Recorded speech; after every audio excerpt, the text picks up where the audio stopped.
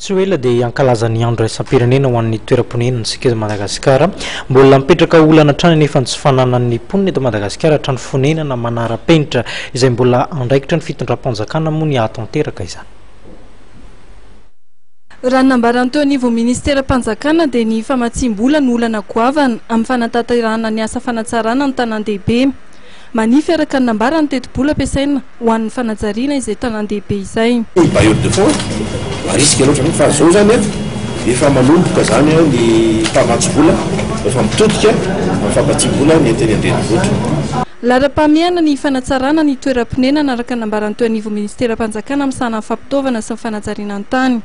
Raha ny fanazavana dia andala ny famolavolana ny politika pirenena momba ny trano fonenana ary hojerena sodiniana miaraka amin'ny mpiantsehatra samihafa mandritra ny andro raisam-pirenena ho an'ny toeram-ponenana ny paikady entina natanterahana izany.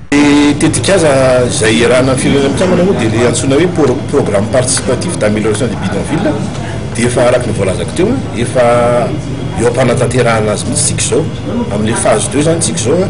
Le phase 2 moa zany dia le amaritana n'le paikady hoe inona tokoa moa zany no etsika isan-karazany tokony ho planifiena sy programmena entina ho tanterahana amin'izany fanatsarana ny toe-piainan'ny mponina eny amin'ny trano tomboka sy ny toeram-ponenana tsarisary zany. Ao anatin'io dingana faharoa an'le programme io dia ny zavatra andrasana dia hoe voafaritra zany hoe ohatra ny ahoana no mety lalana leha amin'ny fitadiavana famatsim-bola ohatra amin'ny fanatsarana. Ohatra ny ahoana ny paikady apetraka ahafahana mobiliser an'ireo acteur clé na ireo mpiantsehatra heverina fa tena mandray anjara mavitsika ao anatin'izany fanatsarana ny toeram-ponenana tsy zarisary zany.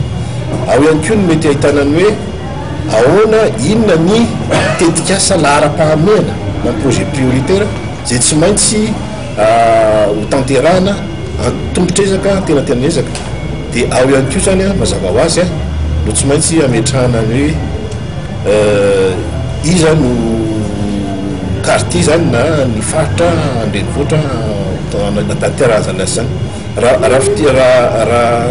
lazaiko rappeleko fotsiny dia anankitelo zany ny commune pilote zany ao anatin'ity programme ity dia commune urbaine Antananarivo, commune urbaine Moramanga ary ny commune urbaine Manakava. Mariana fa ny tanàna Moramanga no handray ny andro raisam-pirenena ho an'ny toeram-ponenana izay ataony 2 oktobra ho avy izao. Omena lanja mandritra izany ny fihainoana feon'ny mipetraka na efa mipetraka amin'ny toerana tsy zarisary na ny bidonville.